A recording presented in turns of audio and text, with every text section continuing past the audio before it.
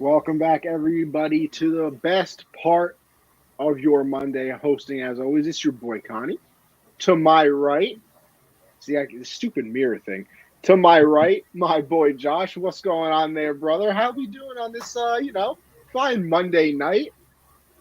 Doing great, man. It was raining all weekend, so I loved it. But today it's been sunny, which is also nice weather. But I like hoodie weather. I had a hoodie and sweatpants on most of the day, and then it starts getting hot. I'm like, I don't like this. What is this weather? Just pick one and stick with it. But other than that, I'm doing good. Josh, it's funny that you say it was raining all week because, on the Generational Sports Instagram, yeah, that's right. We're on Instagram now, too, posting clips from all the shows and everything of that nature. That was actually the clip I posted to tell the people that we were going live today. That's why I asked you for the intro. I took the intro and then I took a clip from our show. I used the part of the show last week where I called you Eeyore. Major Eeyore vibes Yeah, with which that is not sunny true. with that I'm not cloudy Eeyore. weather. It's okay Major to like Eeyore rainy vibes. weather. It's okay to Major like Eeyore rainy weather. vibes. Just muggy, No, bad, depressing weather. no, Major Eeyore vibes. Just no. saying. That's not it at all. All right, That's your listen. take. I disagree. Well, you know what? It's not usually very smart to disagree Eeyore's with me pretty on cool this too, stuff. though, so I take that as a compliment. What happened? Eeyore's pretty cool. Hey, Eeyore's pretty cool, mid. man. That's I'm going mid. I'm going mid. that's a hot take right there. Uh, Eeyore's a W for me. well, Josh, I think that both of us are very excited. We posted on the Gen Z Twitter account. I put it up on the Instagram as well. Make a nice little special announcement here, people. And little drum roll. Josh, you want me to do it? You want to do it? What's going on here? What do you want? All right, I guess I'm doing it. We are very happy to announce over here at Generation Sports that we finally have been sponsored, our very own, yes, sir, Underdog Fantasy people. Make sure you go over there and check them out. It's the best way to play daily fantasy sports, baby. It's a great time. Listen, Josh, and I'm not saying this because we're sponsored now. Your boy, the first time I download the app, and of course, I use promo code Gen Z to get, $10 with my first deposit. So make sure everybody over there does that. Make sure you go download the Underdog Fantasy app. Use code Gen Z, all caps, just GENZ. Make sure you go use that. And I did a nice little draft, Josh. $50 on one of them. Did a Hey, baseball one. $9 on that one. So your boy first day, 59 buckaroos. I'm that's a what's little up. upset though. A little tad bit upset. The Thursday night football game. There was a long time where I was in seventh place, and the prize was 1,500. Whoa, And that's then OJ Howard caught like three more passes because I didn't pick him. I got everybody else right. I picked AB instead of Mike Evans and Chris Godwin. It was bold, but I did, and it yeah. worked out beautifully for the kid. I went over there. I picked Leonard Fournette. Worked out beautifully for the kid.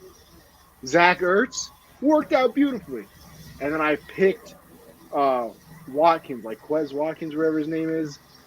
Uh, and listen, he only got a few catches. But only I picked OJ Howard. I think I could have been in first place. So I'm a little upset as we got Mr. Big Boss Man over here, Perry. Let's go. Yes, make sure everybody goes and signs up for Underdog Fantasy. Code Gen Z. Like I said, very simple. GENZ. And it'll automatically capitalize everything for you. You don't got to worry about, uppercase, lowercase. No, no, no.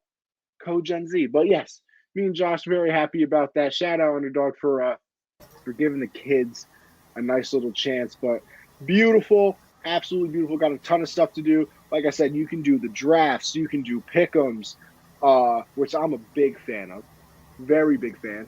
As you can see right here, you can pick whatever you like for that week. I got a nice little basketball one that I'm going to show later on in the show. Josh has a football one that he did later on. So make sure you go and check them out. They've been great to us, and we greatly appreciate it. So yeah, that's our big announcement for the show, though. So we're very happy about that. Josh, you got anything to add? No, I'm just super excited. I mean, it's a fun way to go and gamble if you're not if you're not into the other ways of doing it, this is a much better way to do it. Uh, and yeah, like I said, I mean, his first day using it made $59. So go use code Gen Z I and plan on go making win you much some money. more, Exactly. Go and make I mean yourself some much money. more. Exactly. So we're very excited about that. But we'll head on. We'll move along, chug along with the show, and we'll get right into it. Josh, you got a little UFC to get into. Yeah, we got a. It's actually, I think it's going to be a very good fight. Paulo Costa and Marvin Vittori. It's the one thing these two guys have in common is both of their last fight were a title fight, and both of them were against Israel Adesanya. So you know how they turned out. But these are still two very good fighters, top of the division. Paulo Costa's only loss is against Israel Adesanya, and Marvin Vittori, his most recent losses as well. So I think Paulo Costa is much better in the stand up. I think he's definitely going to win that. But if Vittori can get him to the ground and get him in the clinch and just keep him there for most of the fight, I think he'll win on points because he definitely doesn't want to stand up and bang with Paulo Costa because he's a guy he walked down Yoel Romero, who's a guy that's one of the best fighters ever to fight in the UFC. So he does not want to get in a situation like that with him. So there's This man Josh is living. This man Josh is living on the streets. no, this man's got the loudest lawnmower I've ever heard in my life. But That's a lawnmower. Now let's see. I would sue the man immediately. yeah, I think Paulo Costa is going to win this one. I want to see a knockout because I think Paulo Costa is going to be looking for that, especially after his last fight was last year, so he needs to come back with a bang. But I wouldn't be surprised if this went to decision. Yeah, I love how Josh is good with it though. Immediately to the mute button, so the people don't have to hear the lawnmower. See, this is the professionalism you get with generational sports. You don't see that you don't see that in other places. Other people know you let the lawnmower go right by, all in the ear. Maybe they run over a stump, then you got to hear the loud bang and everything like that. No, not here. Josh immediately with the mute button, and he's doing great things over here. Now, Josh has it gone away? Well, I'm just confused on why he keeps coming back here. There's not a lot of space in between this wall and the wall of the house next to me. So I'm confused on why he keeps coming through here. Times here comes again. Maybe you never know, Josh. He could have missed a spot. You know, sometimes the blades just aren't firing right. You get an odd and even side. You can't have uneven grass. That's a fatherly staple. Like if you own your own home as a father, you can't have bad grass. I That agree. I that agree. It's just the space. Like it's a riding lawnmower. They pay for the people to mow it, so they're good at what they do. uh-huh. There's not a lot of areas to mow right here. Like I don't get four times. Four times he's coming through here. It takes me about two Okay. times because he doesn't have to mow our side. It takes me about once through, once back. Josh, don't lie to yourself. That's You're it. not So I hopping don't on the understand. lawnmower. Don't lie. No, I'm pushing it. I don't got a riding lawnmower. Are you kidding me? I still don't think you're. I still don't even think you're doing that. Stop lying to people. I'm not lying. My hair grinding, Okay. man. All right. You say so. Yes, sir. As we got unwrapped, pull it up to the stream, and as you can tell, people, that's another very important announcement. Unfortunately, the kids can't see your comments anymore from the Twitter side of things. We can only see it over there on YouTube, and we love interacting with everybody. The comments, the back and forth. Listen. Josh is cool and all, but I can't talk to him all day. So we need some interaction here. As Unwrap says, start your week with Generation Sports. Why wouldn't you? Why wouldn't you? So head over to the YouTube Unwrap Sports or our YouTube Generational Sports. Go check us out. Subscribe. We've hit 100 subscribers over there on the Unwrapped page. We're sitting at a pretty 20 on the Generational Sports. So make sure you go over there. Of course, we got the Facebook and Twitch too. We can still see your comments from that stuff too. So people, make sure you go over there. We're not just a Twitter vehicle. No, no, no. We spread it around. We feather out to all of the social medias these days. We are making sure that the people can watch us when they want. As Josh is struggling right now. I mean, the lawnmower. They're weed whacking and they're weed whacking now. I don't get it. It's not a big property. This is unnecessary. I don't get it. Josh, you're gonna have to go out there and start fighting people. You know that, right? I might. Don't they know what you're doing right now? Don't they know you got important things to do right now? I don't think they do. We don't talk much. And he calls me my dad's name because I don't think he realizes we're two different people. We do look similar. Okay. So every time he sees me, he's like, "Hey, Henry." He's always, "Hey, Henry." And I just wave. I'm like, "All right, man. What's going on there, boss?" Yeah. Now, Josh, here's my other question. I know you're an hour behind. Well, no. On my time. You're an hour ahead. No, you're an hour behind. Let's be real. No, you're an hour ahead. No. Nobody cares about your time. Well, you're an hour ahead. People much care more about us. No, listen, that's whatever. Who's mowing the lawn at 6:00? That's what I'm saying, dude. I don't get 6 it. 6:00. Come on, it's dark out. That's what I'm saying. This is a chill time, not go mow my lawn. My man got to mow the lawn with a flashlight. Yeah, this ain't the summer no more. That's what I'm saying. I think they're done now. So, hopefully. But Josh, go on with your UFC. Yeah, I think I'm going to take Paulo Costa in this fight by knockout, but I would not be surprised if Vettori got it to decision. All right. Is that all?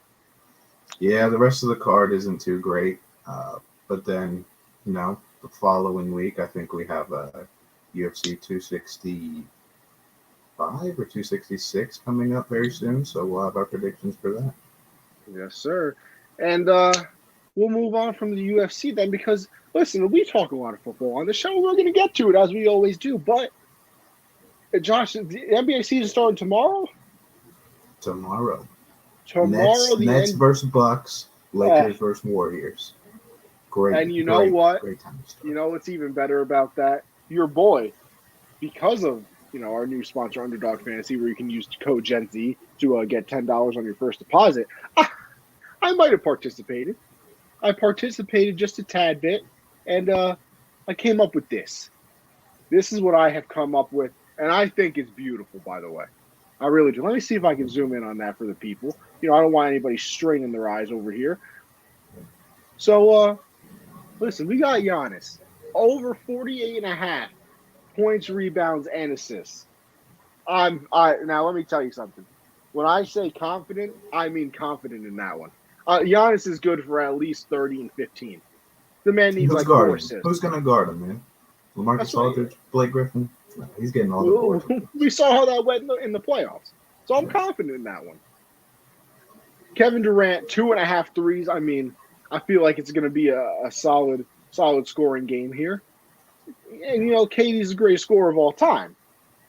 So 3 threes for the man. That's not too bad. Then we go down to Russell Westbrook, 37.5 points, rebounds, and assists. Now I took the under. On this. And let me give you my reasoning. It's simply because new system. It's a new system, people. So maybe he's just not going to be full force. Now I know the man is a walking triple double, but I could see like a 15, 10, and 10. And guess what? That's only 35. I win. I don't care if he gets 37 total. As long as it's not 38, we're all good. We are A-okay. So I took the under on that. New system. I think it takes a little bit. James Harden. Jamison Harden. 42.5 points, rebounds, assists. I felt like that was almost free money. I felt, Kyrie. So, James is going to be out here dishing. That Harden any given night. Because, you might have Giannis on KD trying to slow that man down. So, James Harden, listen, I know Drew Holiday's a pest, but I think I'd take James Harden's skill over anybody on the Bucks team when it comes to defense. So, that man could go off for 42 points himself. And I think he was averaging about 10 assists when Kyrie wasn't on the court. So, listen, I think that's pretty solid as well. And then LeBron James. Yeah, I bet on LeBron. 37.5 over with the points, rebounds, and assists. Like I said, it's a new system for Russ. It ain't a new system for LeBron James, though. No, it is not. I could see a nice, 20, 25, 15, assists type of situation going on here. I got confidence in Mr. LeBron. So those are my picks, Josh. How do you feel now? Do you think I'm going to win my $100? Because I only bet $5 on this, but hey, with the more you bet, the higher the multiplier gets. And $5 these 5 picks, that's a times 20 multiplier right there, people. Times 20. Max bet of $500, so you can win some quality money if all this hits. But Josh, am I going to be $100 richer by the end? I think you have a good chance at it. I think the Giannis, Harden, and LeBron bets are. I'd feel very confident in those. KD over 2.5 threes. It just depends on how the game's going. If they're behind by a lot, he's gonna have to let it fly, so you have a good chance at it. It just kind of depends. He likes to shoot threes, but he also is much more of an inside guy. And Russ, I just don't, I know you're saying new system, but Russ is put him in any system, he's going to give you 20, 20. He's going to give you everything. So, I mean, I could see him having a low scoring game just because of all the new players on the Lakers. So I just don't, I would never bet against Russ having a lot of points, rebounds, and assists. I think it's risky, but, very possible for game one. It was hard. It was hard. I thought about it long, but I decided to go with it. And I'm going to keep the faith in it. I'm keeping the faith. Like I said, I already put my $5 on it. So it's going to hit. Let's have some good juju out there in the world. So perfect. Perfect. I'm going to win some money. And like I said, shout out Underdog. Code Gen Z, baby. If you think my plugs before were bad, the amount of times I'm going to work in Code Gen Z for, $10 free with your first deposit on Underdog Fantasy is going to be unbelievable. It's going to be simply immaculate. It's going to be immaculate. It really is. But we move on from my picks into the actual NBA season now, Josh. Let's get a little bit going here, and we already are doing our awards predictions. That's right, we're doing award predictions already. So, Josh, we're going to start off with you, MVP, and then not only that, you put in a wild MVP prediction. So give me both of those. Because I feel like, the MVP, there's a few guys that you're going to be like, yeah, they're going to put up amazing numbers and their teams are going to be good. But then there's always a guy like I don't think anybody picked Jokic to win MVP last year, and he comes out of nowhere and wins it. So I think my MVP, I'm going to go with Giannis. I don't know if you've watched him at all this preseason, but that man is pulling up, hitting threes. He's just handing his face in the corner and splashing threes. The league is in trouble if he keeps that up all year. He's going to be my MVP pick. And then my wild MVP pick is a guy I have, talked a lot of crap about, rightfully so, in the past, but it's Paul George. I think if he can keep with no Kawhi this year, I think if he can keep the Clippers in a high seed, he put up amazing numbers in the playoffs, got them all the way to the conference finals. He looked really good last year. So I think if he can lead them, he'll be right in that MVP conversation as well. I picked him last year, and I think he had it if he doesn't get hurt. So I'm running it back with Mr. Kevin Durant, Mr. Slim Reaper, to win the MVP.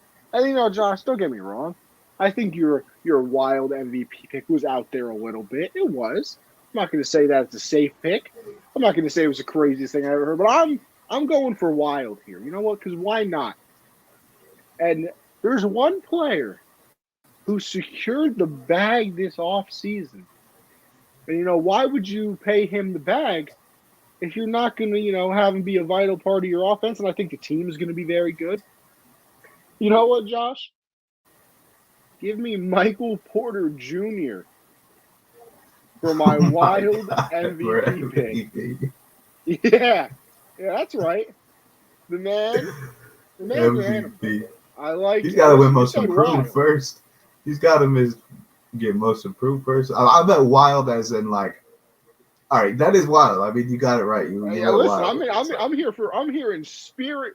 When I hear wild, that's what I'm thinking of. Something crazy. Yeah, that's wild. That's wild. I almost went Julius Randle. That's where I thought you were going. I was like, he's going to go with Julius. I mean, Michael Porter Jr. is more wild than Julius Randle. Oh, yeah. You know what? When it happens, though, I can't wait to come back on the show.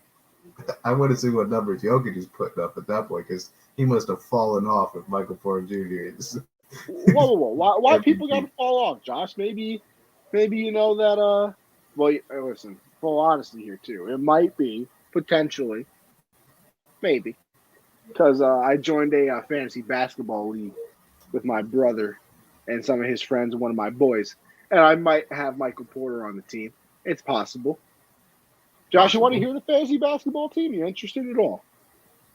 I do. I just don't like fantasy basketball because See, I don't. I There's suck at setting up my lineups in the yeah. NFL. Now NBA, I would be awful at. So. Now listen, Josh. I didn't really want to do it, but my brother's friend needed one more, and actually he needed two more. And me and my boy decided to join. So I was like, yeah, whatever. I had the 8th overall pick. Now let's keep this in mind. It's a 10-person league as well. I got Dame at point. Feeling good about that one. Shooting guard, I'm feeling good again. I got Bradley Beal, which, by the way, I think I have the best team name. I don't care. Wheeling and Beeling. What a name. That's a name right there. Yeah, that's a name. Although we do have some good names in this league. We got Zion's Gumbo Shack. We got Hookah Doncic. Big fan of that one. I like that one.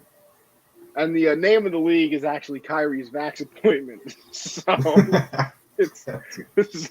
we're doing great out here. But anyway, back to the team. Then we got Michael Porter Jr. Like I said, going to be an animal. Now, I'm not very happy with this one, especially when it comes to the points category, because that's how we play. You win based on what categories you win. I got Draymond. But, I figure, he'll help me out on the steal side, the rebounds, the assist side of things. And believe it or not, Draymond Green was the 5th-ranked power forward last year. No, So, those stats outside of points in fantasy basketball are huge, and Draymond does that. Like, he doesn't score, but he does everything else. And then at center, we play 2 centers in this league. I don't know if that's weird. I don't know if that's normal. I got DeAndre Ayton as one of them. Well, I'm not too happy after hearing the news about him not being able to get a deal done. Made me a little nervous. Paying everybody My second center, I got Mr. Blocks himself, Miles Turner. Feeling good about that one as well. And then we play with another guard, a forward, and then 2 utilities. So as another guard, I got Mr. DeMar DeRozan, of the Bulls now. I like that one. And then another man that secured the bag as my forward, I got Mikal Bridges.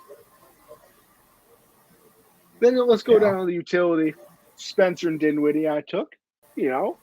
I figure him and Beal got to be the only 2 people on the entire team going to do anything. I like that pick.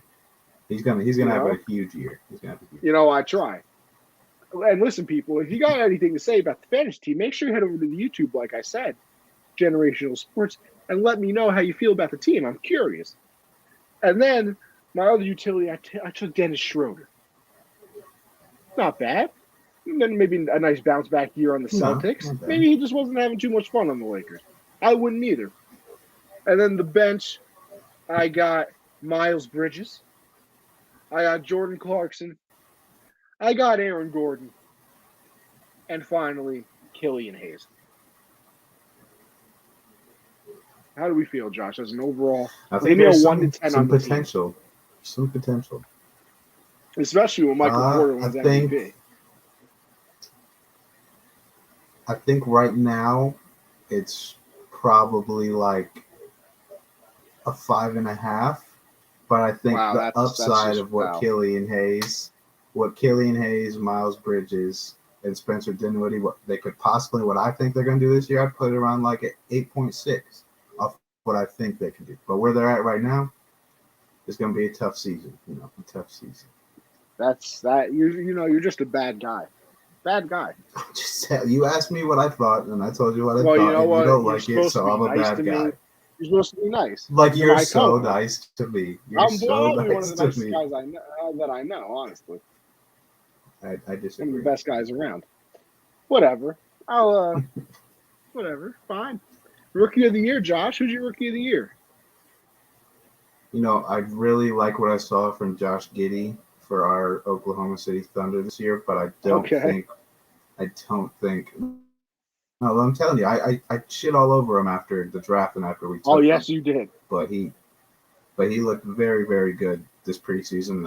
I think I'm wrong about him, but I think Cade's going to get it. Cade Cunningham for the Pistons, just because I think he's going to have the ball in his hand a lot. He's going to create for a lot of guys, and I think his numbers are just going to be crazy. But I wouldn't be surprised if Jalen Green averaged 20 for the Rockets and got it either. But I'm going to go with Cade Cunningham. You know what, Josh? I'm going to agree with you on Cade Cunningham, and I have a reason for it. And it's simply because I got drafted by the Pistons in my 2K career, and me and Cade were killing the game. We won the chip first year, of course. What are you? Won What the position chip. you play? I'm a small forward, nice two-way threat. Got the jumper from Jesus himself. Wet from three. Okay. And I'm still dunking on you. Okay. So, I think I averaged 39 and a half, about seven rebounds and like 4 assists my rookie year. Won Rookie of the Year and MVP, of course. Yeah, that's how you got to do And then, Josh, I'm not going to lie to you. My contract was up. They only signed me to a 1-year deal. I felt that was a little disrespectful. I mean, who do you think you are signing me to a 1-year deal? So you know what I did? I left. I left the team. And you know who I went to? I went to the Nets. Oh, and now bum. You are a bum. Listen, how am I a bum? I just backpacked the city of Detroit to a championship, something that they would never seen without me. Then you took off the backpack and hopped in someone else's. I'm still the best player on that team. Best player on the team. You're the 4th best player on. No, I'm not. No, you should see my numbers. You know what I did in the first game with the Nets? Because you're ball hogging. I bet you averaged 1.3 assists a game. Oh, you know what? You do not pass Josh, that ball. listen, I'm so happy you said that, because get your fork and knife out right now, because I'm going to serve this hot L on a platter to you right here.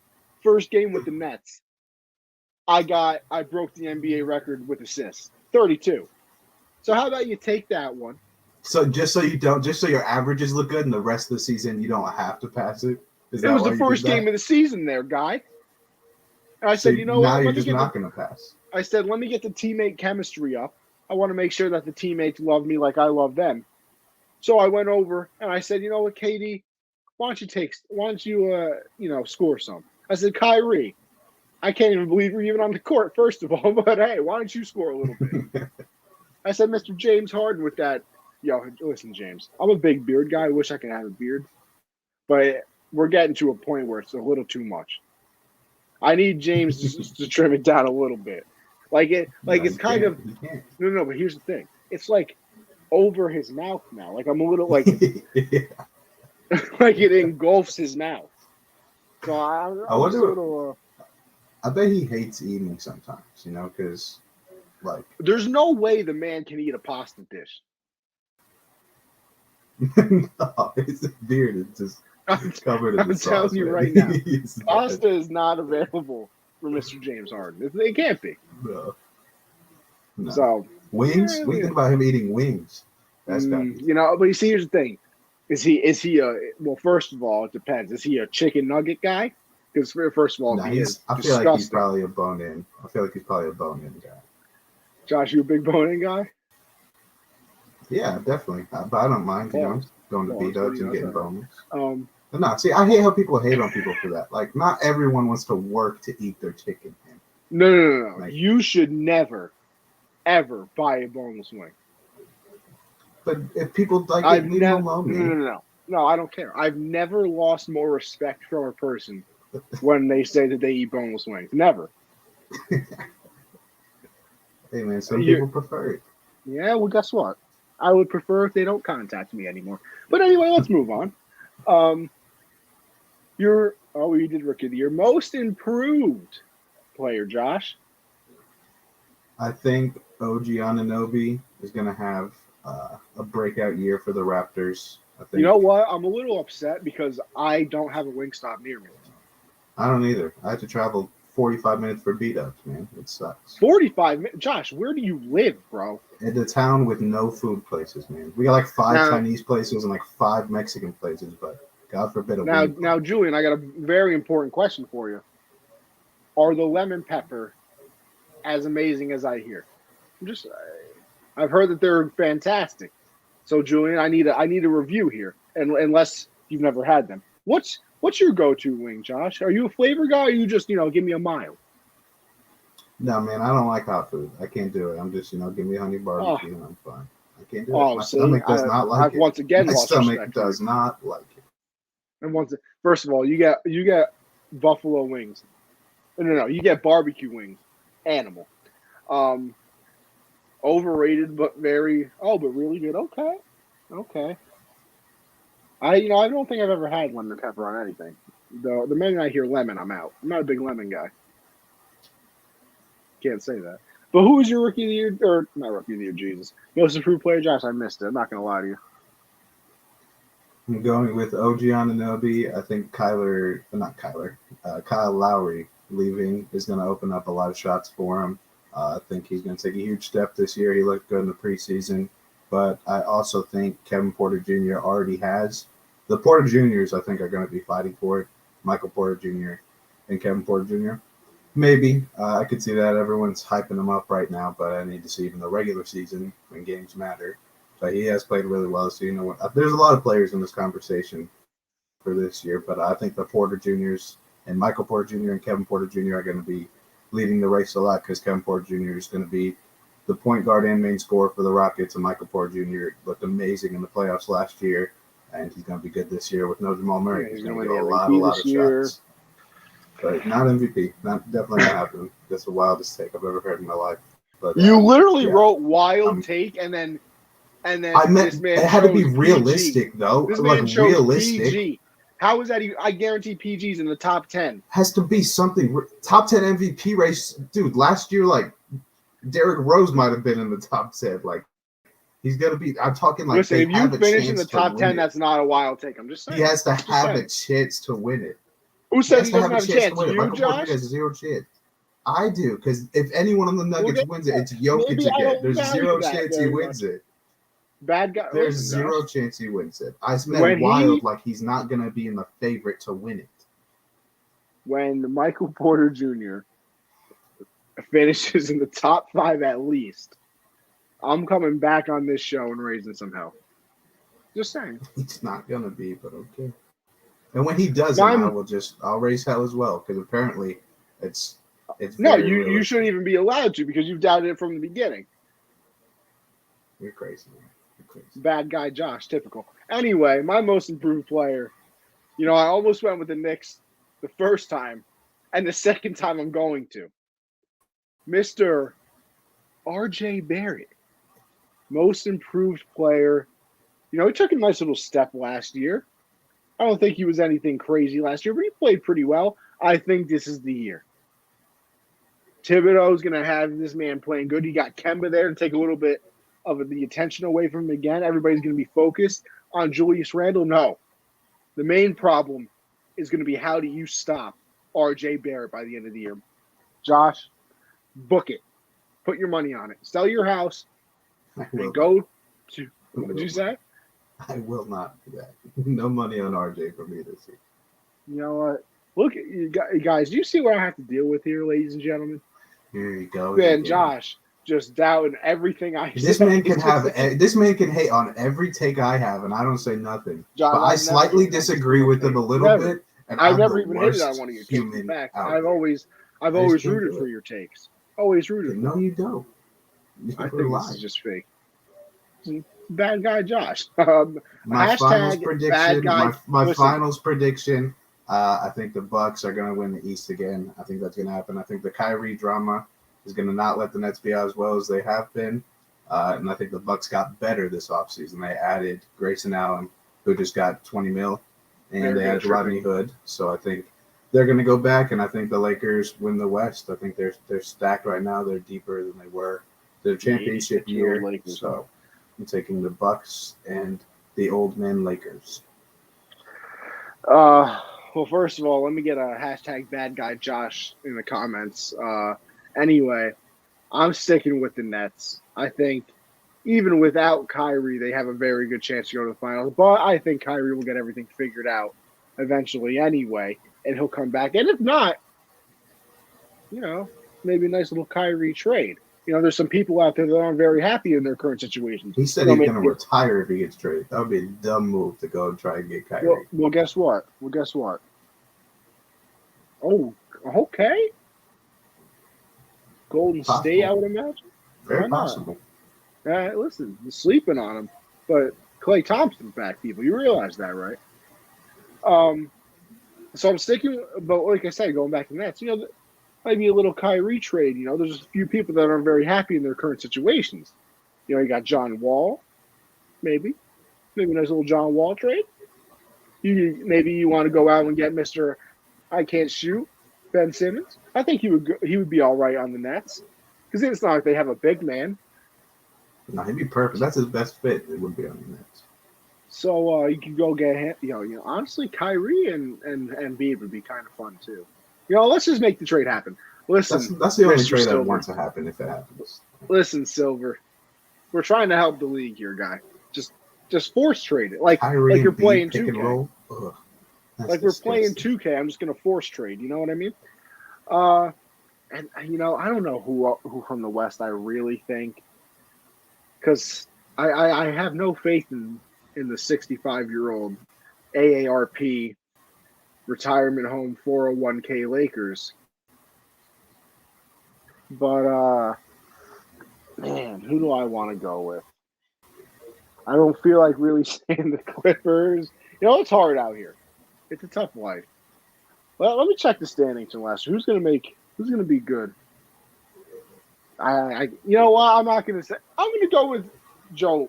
With HG. Why not, HG? I'm riding with you, buddy. Golden State. They're back. Draymond, he can't score, but he's going to, do everything else. Steph's going to average probably 35. Then they're going to get Klay back at some point. Excuse me. Maybe Wiseman turns out to be the next, Dwight Howard, at least in the Magic. So why not? Let's go with the Nets and the Warriors. And I think it'd be very entertaining too. That's a whole lot of shooting going on. Lot of shooting. Now, Josh, that's the end of our little NBA talk. But you got anything else on the NBA? Our first two games. What do you expect from these first two games of the season? Like you said, we got Nets Bucks. We got Warriors Lakers. What are you expecting? Anything? Just expecting two hell of a games. I mean, Nets Bucks. We got 7 amazing games from them last year. Lakers Warriors. It's always fun seeing LeBron versus Steph. So they're gonna put on a show too. So I'm expecting 2 great games. But also shout out to all the young players. A lot of young players got their bags today, and deservingly so. Kevin Huerter got his bag. Landry Shamet got his. Michael Brogdon got even more money. So shout out to all those guys. Let's see. We got HG. Bucks are going to be too fatigued. Millen and Holiday played in the Olympics. That is true. Nets no Kyrie. Lakers too old. About 4 months ago, they did. Yeah. Listen. The NBA players are just crying about not having enough time off in the last offseason. So when they had a month and a half, yeah, I think that was a bigger problem. Hold on. Let me hold on. Just making sure. You're the one. You brought it up. I'm literally saying the exact opposite. I'm not saying we're crying about it. I'm saying that they were. I got the tissues for them just in case they needed any. Dry the tears a little bit. HG, since you're talking down there, why don't you give us your finals prediction? You said you got Golden State, but we need another side to this finals appearance. So who do you think, HG? Let us know. But I expect some good games. I think the Nets get their revenge because I think they would have won that series if Harden was even at 70%. I think Harden was playing at like 35 at best. Katie's going to go off again because, well, that's just what he does. And then I'm actually going to go with the Warriors in this opening game. Lakers got a whole new system going on. You got Melo. You got okay. So you got Bucks and Golden State as well. Okay. Not bad. But, Lakers got the whole new system. They got Russ they got to bring in. They got Carmelo they got to bring in. I don't even know who else they have. But a lot of people, though. A lot of people. So, give me Golden State in that first one. But we'll move on to the NFL world.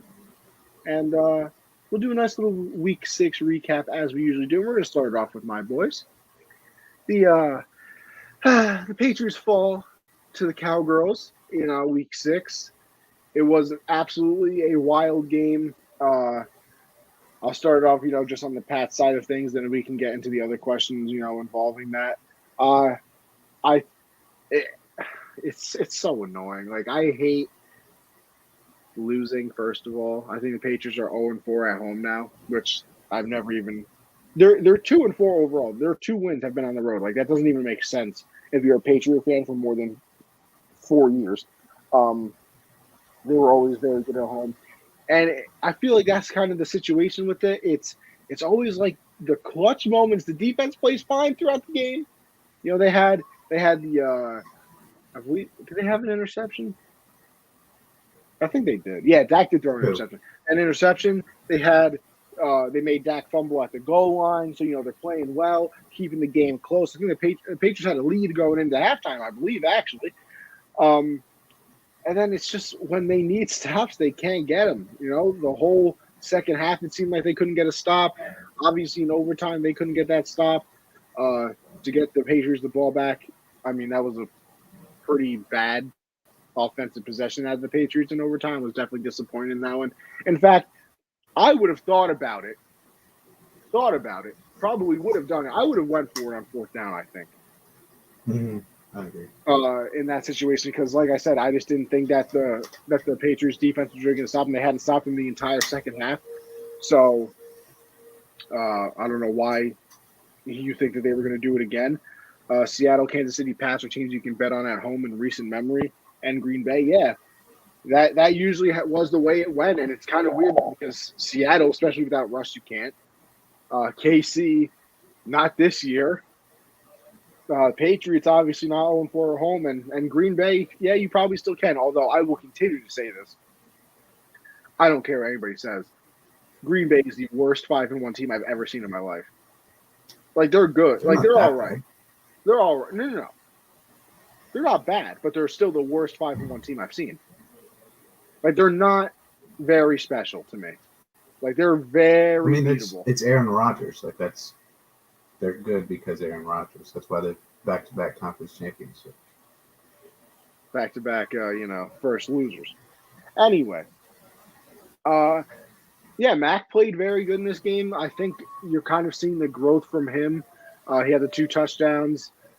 That interception, I mean, Like, I'm not really putting that on him. Actually, wait, did he have 2 touchdowns?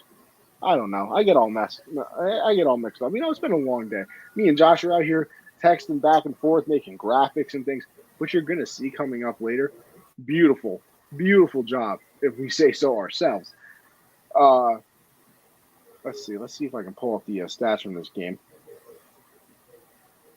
Yeah, all right. I was right. Mac, 15-21, 299, 2 touchdowns and an interception. The interception I wouldn't really put on him. It was good to see the Patriots establish the run game again. Damian Harris had 101 yards, a touchdown, and he did that on 18 carries. So that's pretty solid out of them. I think they held Zeke down pretty well in this game. I think he had over 100 total yards, but it seemed like they were holding Zeke down pretty well. Especially because I feel like the Patriots' run defense is usually kind of up in the air of what they can and cannot do.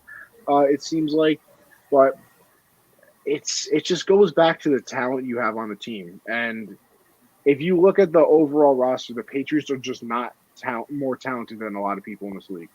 Like you can probably name on one hand, maybe it leaks onto 2. How many teams have a worse roster than the Patriots?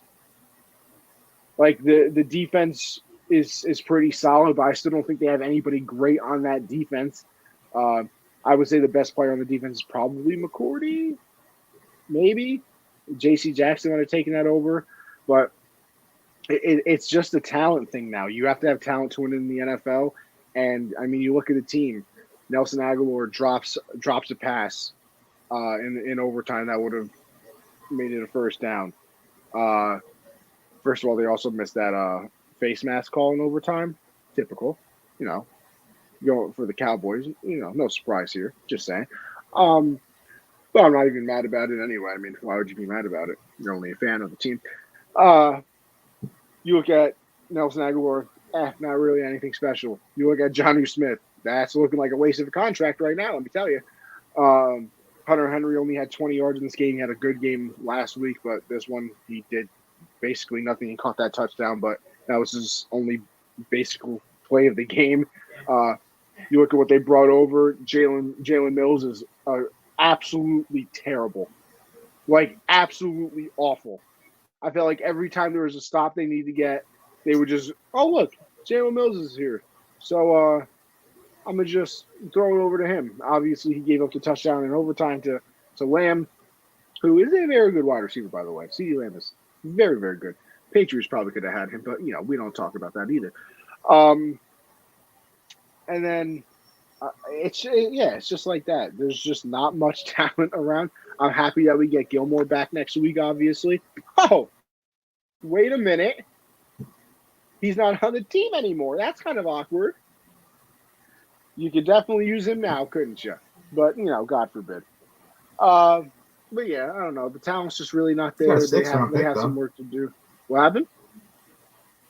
Got a 6th-round pick though. Coming up. Yeah, it better be. I hope it turns into Tom Brady, apparently. You never know. Yeah, it's just not the most talented roster you're ever going to see. They don't really do anything special. And I think Bill is like 9-13 since Brady left. So, whoa. Yeah, I mean, that's a tough scene for you guys right now, but I think, it really just comes down to me. I think you guys played a really good game. I think Damian Harris played really well. Hanging with the Bucs offense like that when you're having a rookie quarterback back there is pretty impressive. I think it just comes down to that drop pass by Aguilar. I think he has a good chance to get across midfield, maybe even take it to the house. That's a 30-yard game. Yeah, like that's the game changer right there. That's just a huge play they missed on. But I mean, this Dallas team is very, very good after that Week 1 loss against Tampa, where they were in that game as well, like straight. So it's not like you guys lost to a bad team this week. This team's very good. And like you said, when you were shutting down Zeke in the run game, Dallas just started swinging it out to him. So they just kind of adjusted to that, and then you guys just kind of didn't adjust with it. You didn't go and stop. There's no speed on the team. You can't adjust to it. The Patriots have zero speed on that team. Zero. There is not a single player on that team. You put a safety out there to walk. You stick a safety on him to go out with them, and then you at least have a tackler near him instead of just leaving your safeties in the middle of the field, knowing that Zeke is just going to swing out and catch it. I just didn't adjust to anything. But I mean, just that drop in overtime. And then, Dallas just moves down the field and does what they do. And then CD said goodbye. So that's just how it goes sometimes. Yeah, and like you said, though, that's the thing that annoys me and why, listen, I'll continue to say that Brady deserves more credit than Bill. Because even Shannon Sharp tweeted out, who defends Bill to the end of days and forever hates on Brady. By the way, I know I tweeted it out, and you actually liked the tweet, Josh. I looked up Tom Brady on YouTube just, to have some good memories. The fact that this man, Rob Parker, is still talking about Brady is just unbelievable. He shouldn't be talking anywhere. Like, he needs to be I looked up the clip of what he had to say after the Bucs won the Super Bowl, so now it's 7. Everybody undisputed, blah, blah, blah. First of all, he still has Joe Montana there. Second of all, he's like, oh, anybody with that defense could have won the game, blah, blah. Yeah, so anybody's not like they had Jameis last year and were 7-9.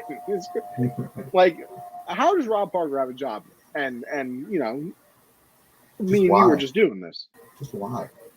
Like, what's going on there, Michael? He's good at pissing people off. And I mean, I guess I understand that is what sells in the world today. So but he doesn't even do it in he doesn't even do it in the ways that like Colin Cowherd and them do it. He does it in the most clownish way. Yeah, because at least like Skip and Cowherd, say it, but I feel like they actually believe what they're saying. in a way, even if it annoys people. Like I just feel like Rob, there's no way you actually believe any of that stuff. No way. No, no, zero chance. Give me a Zero chance. job right now. I'll do it for literally a quarter of whatever you're paying. Just saying, you can save a whole lot of money. But we'll go to the Dallas side of things then, I guess. And this is their fifth straight win. And I guess the question is now being asked of if they are a Super Bowl contender. And Josh, I'll hand that one off to you. I think they are. I think they have the talent to get there. This defense has been playing out of their mind compared to how they played last year. Trayvon Diggs just I don't know what Trayvon Diggs is. Yeah, he's got all these picks, but he gets cooked every time he doesn't. See, that's my other thing too. I feel like all of his interceptions, besides like two of them, aren't even great plays. It's the ball being up in the air and he's just somehow standing there. He's in the right place at the right time. That's where his picks are coming from. He's in the right place at the right time, which is good. Like that's good on him. You know what else that is? Luck, and that changes very quickly. But like DJ Moore was in the first half, had like 4 catches, 80 yards on him when we played them. So he's not shutting guys down, but he is playing well. He's getting turnovers. The rest of that defense is playing well also. And this offense, I mean, outside of Kareem Hunt and Nick Chubb and Cleveland, I think Tony Pollard and Zeke have been the best running back duo in the league. And Tony Pollard is probably the biggest reason for that because he runs as well, if not better than Zeke. But Zeke has definitely bounced back this year. Dak is playing how he played before the injury last year. And they have all the weapons they need. I mean, CeeDee Lamb and Mark Cooper are 2 Pro Bowl talented guys. Cedric Wilson, I don't know where he came from, but he's playing amazing Michael too. Gallup gets hurt. All of a sudden, Cedric Wilson turns into a god. But, the Patriots are still trying to kill Harry. Just saying. I'm not mad about it, though. Yeah, and I mean, they got a couple of good tight ends too. I mean, so that offense is just really good. They're about to get Lyle Collins back. His suspension is over, so that offensive line is going to get better. So I do think, I mean, obviously the Bucs are the favorite, and nobody's probably going to beat the Bucs. But after that, in the NFC, I mean, it's Arizona and it's Dallas and LA. I think they are contenders. I think that their defense just needs to get them a chance. They put up 35 a game. It's just about how the defense can perform. Yeah, I mean, I guess you have to get to the point eventually where you start calling them a Super Bowl team. I mean, I'm getting there. I still don't know if I want to say yet, and most of it is also the NFL promoted taunting. They promoted taunting. They posted CeeDee Lamb waving goodbye. So you have to get rid of the rule now because the league itself, are promoting taunting. So not allowing players to do it is just bullshit. Wasn't there a taunting call recently this week that was terrible? Yeah, it was someone got tackled on the sideline. I think it was the Philly game. I think he tackled him on the sideline and he stared him down and headbutted him and wound up no. It was Tavon Young, Ravens versus Colts, when Jack Doyle pushed his head in the dirt and then he got up and pushed him and they almost lost the game because of it. Listen, either way, absolutely terrible. But when you look at the Cowboys, like you said, they lost to the Bucs. We kind of assumed that. When they beat the Chargers in week 2, I wasn't sure how big of a win that was. Obviously, you look at it now, it's a pretty big win because we think the Chargers are pretty good, even though they got smacked by the Ravens this week. Then they beat the Eagles. Okay, I think everybody should beat the Eagles. Then they beat your Panthers. Shut up. Not everybody beats them. Oh, I didn't even realize that. I forgot about that. Then they beat your boys, but they were in the game, and Sam Darnold's also the quarterback, which after Josh was very excited the first 3 weeks. I tried calming you down a little bit. I'm still excited. This was not on him. This loss was in no way on him. What do you mean it wasn't on him? Your coach came out and said it was. Yeah, and our coach needs to be fucking fired. He's running this offense like Christian McCaffrey's still in the backfield. Jesus, Connie, come on. I've been saying after week, I'm losing trust in him. week after week. He's making dumb decisions. And it's not even Last just on year, him. I Matt mean, when Rule could DJ do Moore and no Robbie wrong. Anderson are combined for 8 drops. No, he needs to go because if we lose Joe Brady, then he's going to be the worst coach in the league. And I'd rather have Joe Brady running this whole team than Matt Rule out here and no Joe Brady. Well, they beat the Panthers. No CMC, and Sam Darnold's your quarterback, so I don't. Mid at best. And then they beat the Giants, which everybody should do once again. And then they beat the Patriots, who a lot of people don't think are that good anymore. I mean, they had expectations coming into the year, but they're 2-4, so let's call them what they are. So I would say out of all of their wins, I'm impressed by 1.5. The Charger win I'm impressed by, and I'm halfway impressed by the Panther win because the defense is your defense is pretty solid. So I'm halfway impressed with that. Other than that, this does nothing for me. Nothing. So I want to see what happens when they play some, better competition, which they don't really do. They have to play the Vikings next, which they should win. They have to play the Broncos after that. I mean, easy money. Then they play the Falcons, who aren't even an NFL team. Then they play the Chiefs. That'll be a measuring stick right there. Obviously, the Chiefs' defense. Listen, all I'm saying is I'm picking every single Cowboy offensive over when they play the Chiefs. Dak's throwing for 500. Just saying. Then the Raiders. Why is their schedule so easy? They play the Raiders after that. Man. I mean, yeah, but they don't play anybody good this year. They play the Raiders after that, which could be a tough game. It's on Thursday night. Then they play the Saints with Jameis. Really?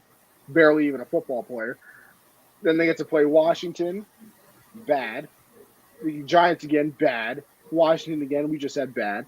Then they play the Cardinals, which at this rate, for a 17-0 team. And then they end the season with the Eagles. So this is a very easy schedule. So they're gonna have a very good record. They're gonna have a lot of momentum going into the playoffs.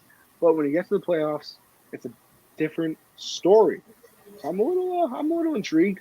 So I guess based on their schedule, I have to call them a Super Bowl contender because I think that they can literally win 15 games on accident.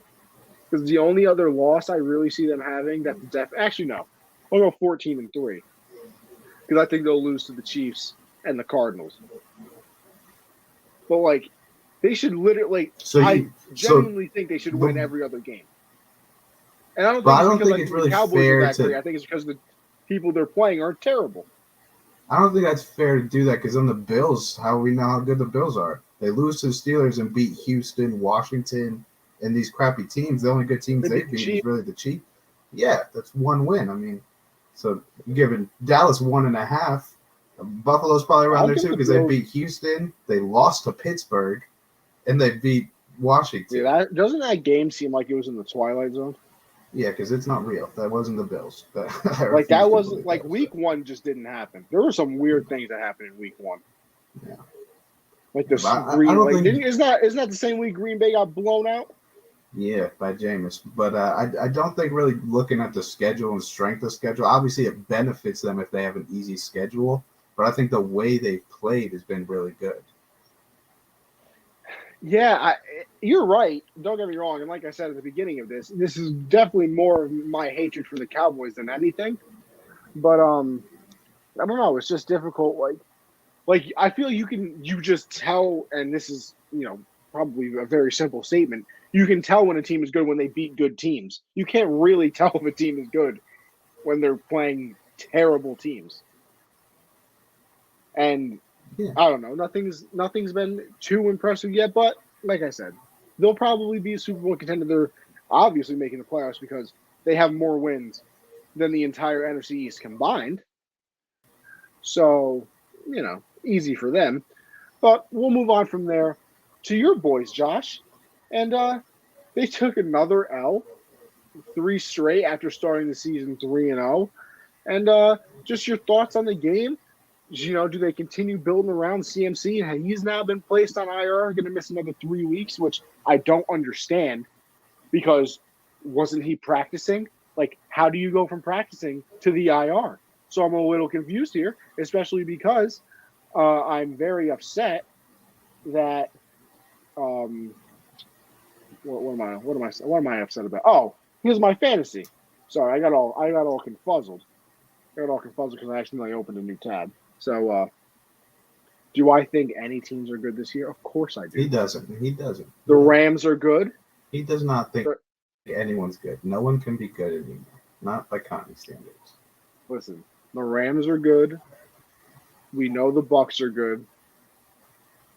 You make a valid point, but I think the Bills are very good. Even though you're right that they haven't played anybody too crazy, and that's three. I'm going with three teams that are actually very good. Not even the undefeated team made the list. I said the Cardinals. I thought You said I Tampa didn't say the Bay, Cardinals. All right. Well, Rams, obviously the and Cardinals. Buffalo. All right, the Cardinals obviously, and I'm even going to go with the Ravens too, even though I've spoken down on But Lamar. how can they be good? How can they be good if Lamar is the worst quarterback you've ever seen? First of all, now you're Doesn't make just too much lying. sense. Now you're lying. Typical But I thought bad he hit guy, his ceiling. Josh. I thought he hit his ceiling, and he wasn't gonna get better. Okay, listen, we're Are you barely saying even he's into not the year. better? Is he not better? He's impressed me coming from behind this year. That's been impressive. Okay. So he's better. You'd say he's better. Yeah, still misses some very easy Fine. throws there, Josh. Very easy. He throws. definitely is. Definitely is. But my Panthers, it was a tough game. We had this offense just didn't do anything in the first half. Nobody was catching the ball. Robbie Anderson, after throwing a fit last week about not getting the ball, gets six targets, drops four of them. Yeah, it was just an ugly first half for us, even though we were close. And then late third quarter, we get a blocked punt and take a 17-12 lead, and get a lot of momentum going. But then, Kirk Cousins you like that. He turned it on. He turned on the you like that mode. So we just screwed at that point. Dalvin Cook couldn't be stopped. They made some plays down the field. The receivers made some good catches. But then, we're down 11 with, I think, around like 5 minutes left, and Sam Darnold drives us down the field. We get a field goal, and then we get the ball back, and we have to make it 98 yards in about like 53 seconds, and he gets it done. And really no one helped him there, but the tight ends. The first pass of that possession, we take a shot deep for DJ Moore, and he just had no chance at catching it. And then Robbie Anderson drops a pass right after that, and then he throws a beautiful pass down the middle for about 50 yards to Ian Thomas, right over the safety's head. Gets us in scoring position. Then he makes a great decision. He noticed the rush coming quickly, got the ball out fast to DJ Deep, got us inside the 20. And then Robbie Anderson did what we paid him $37 million to do, which is to catch the ball. He did that finally. Caught the touchdown, and then Sam gets us in the end zone with a little shovel pass to tie it up. And then we get to overtime, and that's how it goes. You get to overtime, you either win the toss or you don't, and you just got to hope your defense gives you a chance, holds them to 3. But they're moving the ball well, and then our rookie corner got beat, and they just scored a touchdown. It is what it is. I didn't think we were going to wind up even close to tying it up when we were down 11 late fourth, but we did. But it's just, I love that Christian McCaffrey, right after we paid him all that money, become the highest paid running back in NFL history. He's played 6 games since then in 2 seasons. I get it. He's so good. I want him to be healthy. I love that he's on my team, but building an offense surrounding a guy that can't stay healthy is just not going to work. We need to start doing something a little bit different. I want Chuba Hubbard to be good, but you're treating him like Christian McCaffrey in his 5th NFL game, and that's just not going to work. So I don't know. We'll see what happens. Matt Rule, like I said earlier, I kind of want Joe Brady to be the head coach now. I'm tired of this because when the offense does good, we're giving credit to Matt Rule when it's really Joe Brady. And then when the offense does bad, it's like, is Joe Brady this offensive genius? This isn't on Joe Brady. This is on Matt Rule. He makes a lot of stupid decisions. goes on fourth when we shouldn't, tries making ridiculous kicks when we don't have a kicker that can make them. So I don't know. It'll be interesting to see how the season goes. I love our coordinators, but Matt Rule is start mutiny, Josh. Overthrow the head coach. He's got to go, man. I mean, unless we want to lose Joe Brady, because he's going to be gone soon enough because the team's going to want him. So, hey, listen, all I'm saying is Joe Brady. There's a beautiful place called Foxborough that's just calling your name. No, I don't know how I would take that. I would be so sad if he chose New England or stuff. Bro, I'm telling you right now, if Belichick retires and Josh McDaniels ever becomes the head coach of that team, that's what's gonna happen. You know that's. I know it is. It's either his son who makes those weird faces. One of the two. First of all, not a very good looking guy. Not a very good looking guy, and I'm not one to judge. I mean, look at me, but the whole game, he just. I don't know. Like, what is if that? he's married, all I'm saying is there's hope for everybody. Just saying. Yeah. I'm throwing it out there. But, I think I want to hit on the CMC point the most because I didn't watch too much of this game. Obviously, you could talk about, the X's and O's better. But I just think it's tough to build on a running back anymore. Like, everything is about the quarterback. You can see it throughout the league. Like, everybody thought Belichick is the greatest coach ever, blah, blah, blah. He can't win without Brady. Like I said, since he left, he has a below 500 record. Watch the Seahawks these next few weeks when Russ is gone. They're not going to win. Just look at any coach that you think is that great. And they're not going to win if they don't have a quarterback. And I just don't think the Panthers have a quarterback. I think Sam Darnold kind of fooled some people into thinking that he was, a lot better than he actually was, those first 3 weeks of the season. And maybe it was because he had CMC and he's such a big part of that offense that it just makes everybody better. But, obviously, like we said, since he went out, he really hasn't been the same. I think that was kind of the turning point of the season, which is kind of scary in a way, too, because, like, how do you not have a plan B? Like, this is the NFL. Like, people get hurt. You're not 100% the minute just did last year. Like, last year. Too. You're not 100% the minute you put on pads for training camp. Not the season. Yeah. Training camp. Like, from that point on, you are never 100% again. So, like, how do you not have a plan B of, like, okay, obviously our plan A and, plan A.2 is CMC. But let's be realistic here. What if he, gets a hamstring and he's out a couple of weeks? We should probably have another plan here. They don't seem like they have one.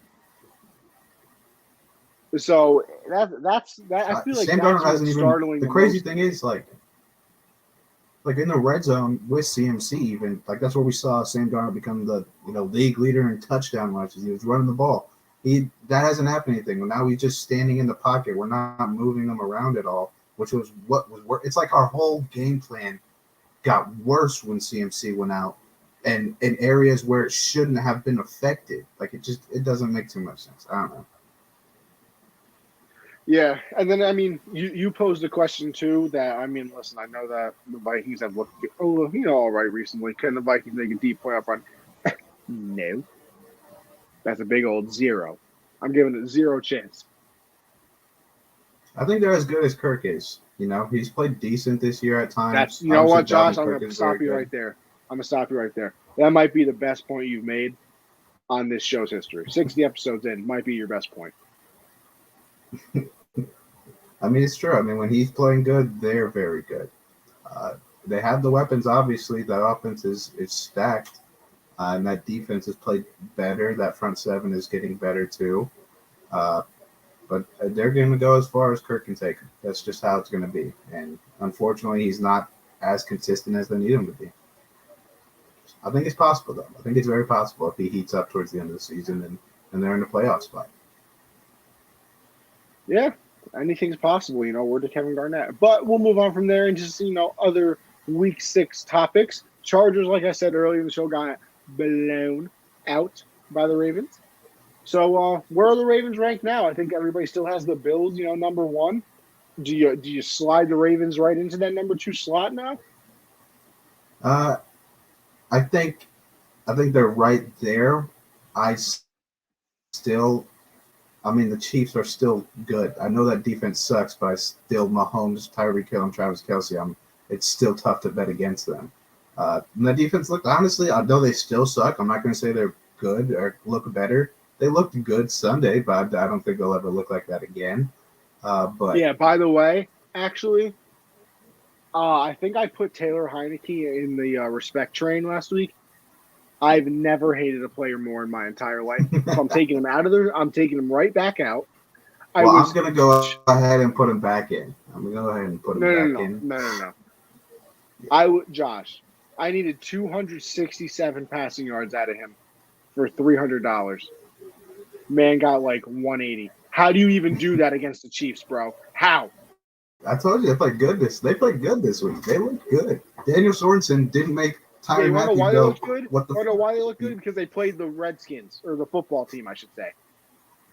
Yeah, that's not even a team. So, uh, but the Ravens, I think they're right up there because obviously the biggest concern heading into the season was no J.K. Dobbins, no Gus Edwards, but the trio of Le'Veon Bell, Latavius Murray, and Deontay Freeman Devontae is they Freeman. played really well. They played really really well. But Deontay Foreman is also a player, but just a wrong player.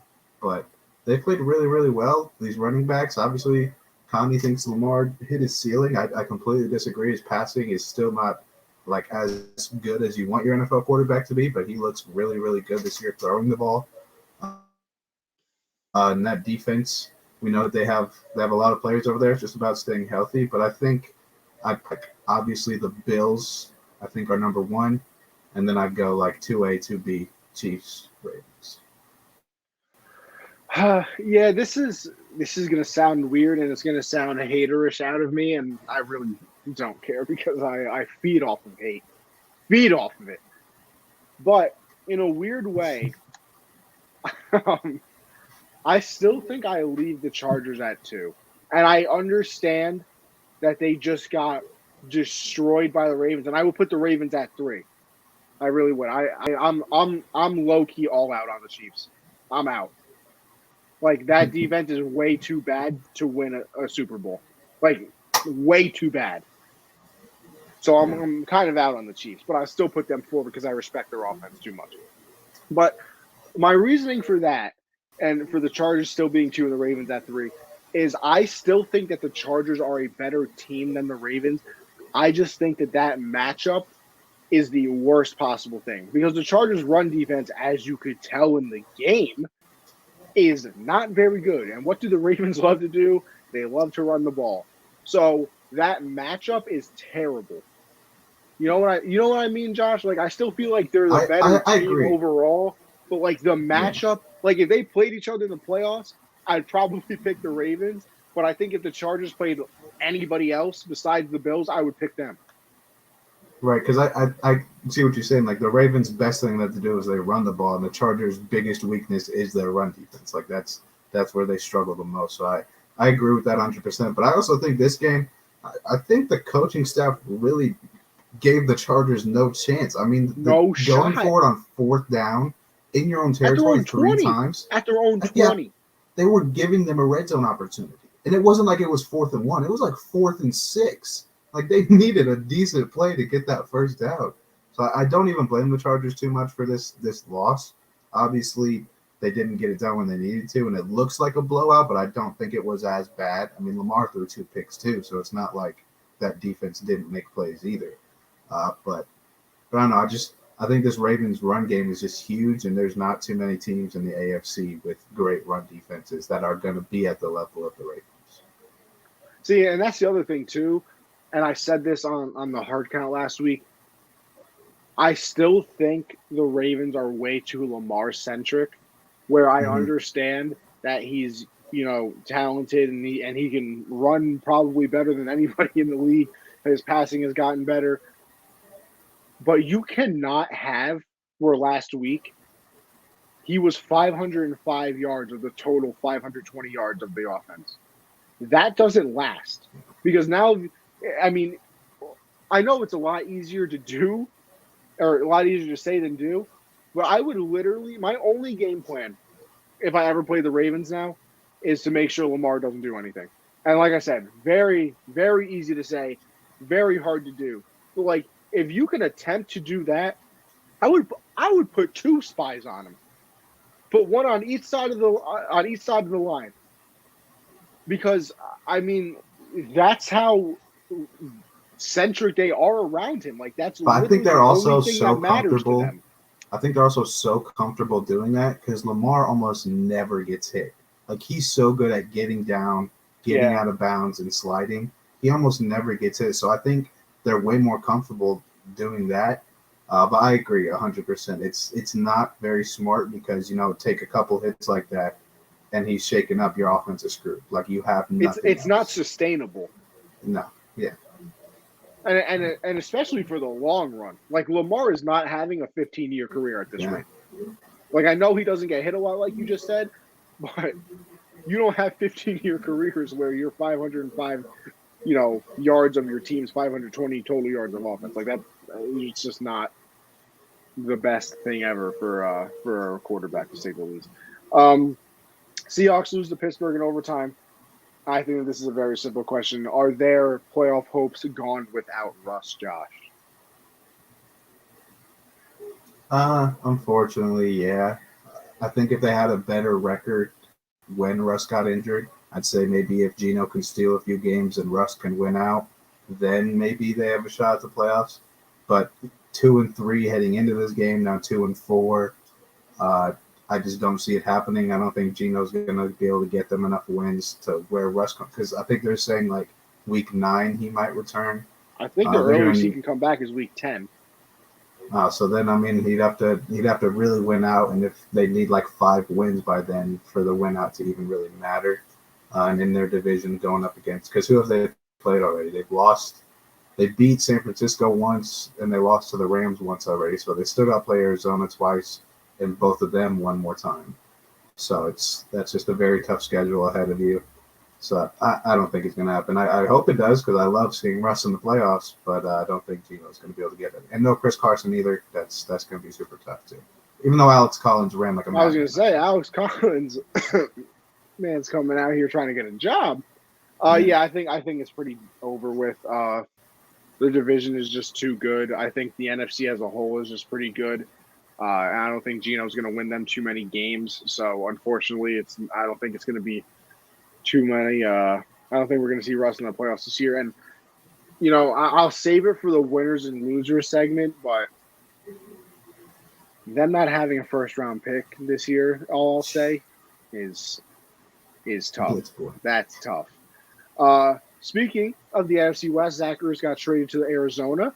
Do you think that it helps the Cardinals out too much there, Josh? Because actually, I was looking at this, and the Cardinals apparently throw to their tight ends the least, and their tight Mm-hmm. end did just get hurt, so maybe he just wasn't very good in a way, and so they went and traded for Ertz, and they hope to get the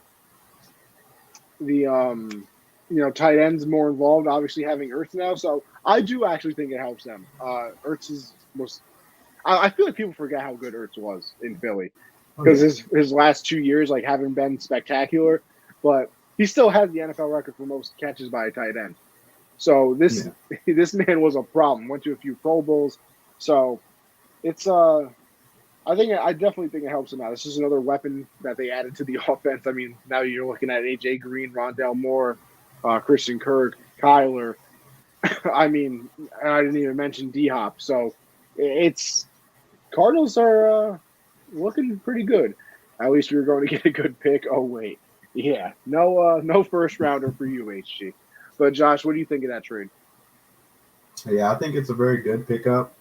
Max Williams was the Cardinals tight end, and you're right, he wasn't very good. He did have one decent game this year. He was just more of a big body to put out there. But I think you're right with Ertz. I think the reason, obviously, Dallas Goedert, they were moving towards him being their future tight end, so he wasn't getting his normal looks. But this past week against Tampa Bay, when Dallas Goedert was out, he played really, really good. So that's what happens when he is the tight end there. And I think the Cardinals getting him is huge because now I think the reason they don't throw the tight end a lot is because they didn't have one they trusted. But now Zach Ertz is one of the most, well-rounded tight ends in the league. So I think getting him, they're going to definitely get him more involved. And I mean, they're undefeated right now, and they just got better. So I think it's a huge pickup. You know what I'm a little confused about, though? Zach Ertz was all emotional after the game, which probably meant he knew he was going to get traded. So how did you let Ertz play if you knew you had a trade involving him? I hate that. But because that happened in the NBA with Harrison Barnes a few years ago. If you know you're trading this guy, tell him before the game. Don't make him go out there and play when he knows this is it. But I get it with Zach Ertz because he's a lifelong Eagle. No, it's not even that. I'm saying it's stupid on the Eagles' part because what if he got hurt? Right, what if he tore his ACL in the game? God forbid. Yeah. Then there goes that trade. That's true. So how do you let him play in the game? That doesn't even make sense. You go look at the MLB trade deadline. Any player that they even think is getting traded sits the game before to make sure that they're not getting hurt. And this is the NFL. This isn't baseball where you're rarely getting hurt. Maybe you got a tight hamstring or whatever. We're playing the NFL. One hit, broken ribs, out for 4 weeks. Yeah. That was just very odd to me. But especially how much they used him too. He was very much involved in that offense. But we move on to our QB of the week. Josh, who you got this week? Dak Prescott, 36 of 51, 445 yards and 3 touchdowns, including the game winner. I don't like picking the quarterbacks that just are being the Patriots because I picked Davis Mills last week, but they're playing good. I mean, these are good numbers and he got the win. So I will go with Dak Prescott. Typical bad guy Josh. But no, I'm kidding. I was actually going to pick Dak too. He played well. Listen, when you play well, you play well. It doesn't really matter who it's against. I'm looking at my fantasy right now, and I did not realize that my brother almost came back and beat me, but I won, so it doesn't matter. But I really almost lost that game. Wow, interesting. But yeah, I'm going with Dak as well. He played very well, obviously, like you said. You could also throw Aaron Rodgers in there. He only had 195 yards, but he had 3 total touchdowns, so he played very well, as he usually does. Matt Stafford, 251, 4 touchdowns, 3 an interception, but you want to talk about an ugly game? Wow. Well, we'll go on from there. Once again, our player of the week, Josh. Yeah, I don't know if you watched the Chiefs game, but I did. Tershawn Horton had the greatest pick I've ever seen in recent memory. He got it up with one hand, D-end, pinned it against the lineman, and then got it. He's my player of the week simply because of that play. It was spectacular. That was you. Wait, so you mean the play that basically lost me all my money? Josh, you're on a roll this week of just basically again. Telling me this is not intentional. I did not. You're basically. I didn't even know about that until you said it a little bit ago. I had him as my player of the week before I knew about that, but he is my player of the week because I was just a very impressive pick from a position you don't expect it. I'm actually going to go with AB. And, we all kind of thought his career looked very well over with. He was doing some crazy things, but man, has he bounced back and looked pretty good. 9 catches, 93 yards, a touchdown. He's playing great this year. Him and Tom he's together, the third option on the team still. One of the deadliest duos. I wish we could have seen them in their prime together, in New England, Tom and AB. Oh, I didn't hear the first one you cut out. So you talked about Brady and AB. Yeah, that duo, I think, I just wish we could have seen them for a longer time, man. They're so good together. I think you put prime AB and prime Brady, it's better than Randy and Brady. I really do. Yeah, and I know that's kind of crazy to say. I think it's kind of crazy to say because, Randy had those 27 touchdowns and all that. Prime AB and Brady. Listen, if you put prime Randy and prime Brady, it would have been better than both AB. But we're talking, old Randy. I would have paid a lot of money, especially because it's my team to see Brady and AB together for a few years. So yeah, we go on from there again to one of my favorite segments, one that I named so beautifully. Put some respect on my name. Josh, you got anybody to add? I do, and it's a guy. When we talk about the Browns, I talk about this guy a lot too because he seems to be getting better and better. Donovan Peoples-Jones. I think it's time he starts getting his respect as a legit receiver in this league. 4 catches, 101 yards, and 2 touchdowns. Had that halftime Hail Mary catch. I think it's time we start looking at him as a legit receiver. He's been very good, and in a situation where it looks on paper the Browns receivers look so Gino, okay. But Listen, on AJ. paper, the Browns receivers look great with, Odell and Jarvis, but really it's been Rashard Higgins and Donovan Peoples-Jones making all the plays. So I think it's time that Donovan Peoples-Jones gets his respect. I'm actually gonna go with somebody, and I'm basically doing this to piss the people in our network off. Leonard Fournette. He's played very well this year. He played very well in the playoffs last year. I feel like he's a little disrespected, especially in our network. Like I said, I feel like people forget that he wasn't let go of Jacksonville because he was bad. Like he left Jacksonville because he wanted to get traded, and then they basically traded away Jalen Because Ramsey. Jacksonville sucks. Yeah, name the greatest player in Jacksonville history right now. I'll give you 5 minutes.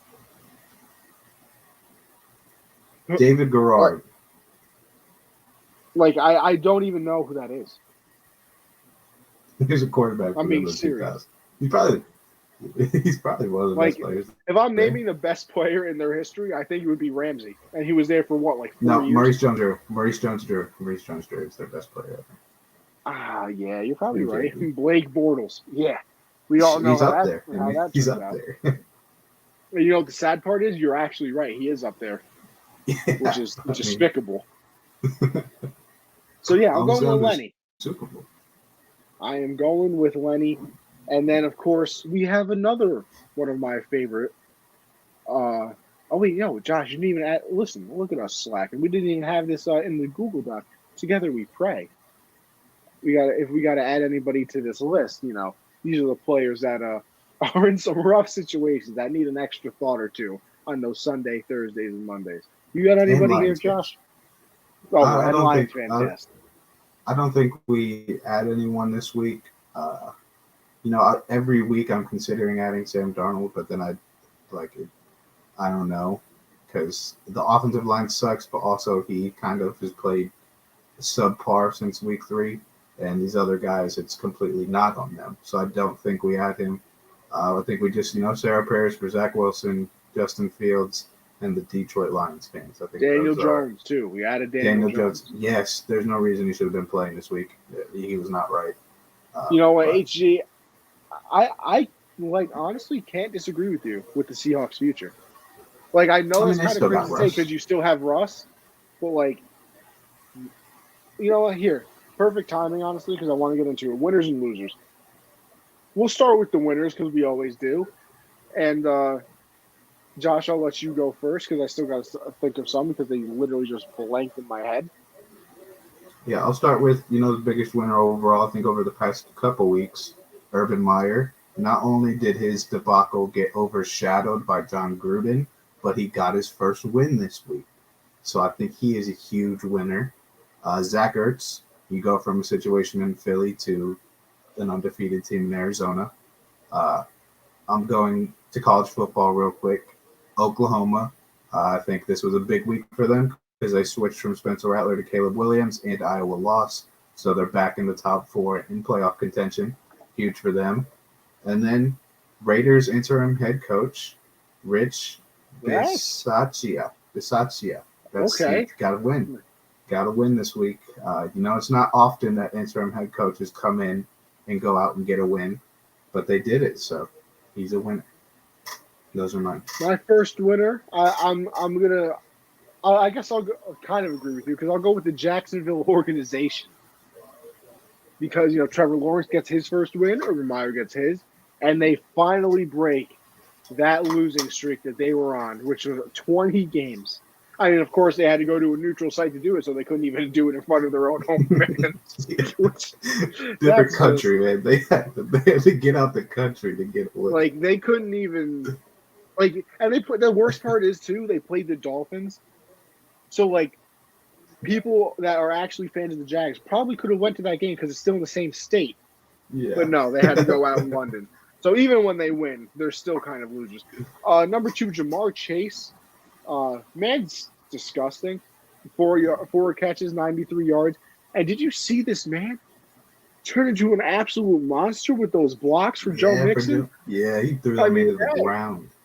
Jamar Chase said, no, I'm here. And then third, and I think one of the biggest wins of all time, probably in NFL history, I'm going with Matthew Stafford again. This man out of Detroit, which is just terrible to be in anyway, goes to L.A., one of the best young minds of a coach, gets to throw to Cooper Kupp, Robert Woods, have Darrell Henderson, who wasn't even supposed to be a starter, put up great numbers, have played with a fantastic defense, and I mean, they just destroyed the Giants. Like, it was 38-11. This game should have been 50-11, but they called off the dogs in the fourth quarter. So that's another one of my winners. And I'm going to stay with that because I'm going to my losers now. And I'm going with the Giants once again. First of all, I know he got cleared by doctors. Daniel Jones shouldn't have been playing in this game.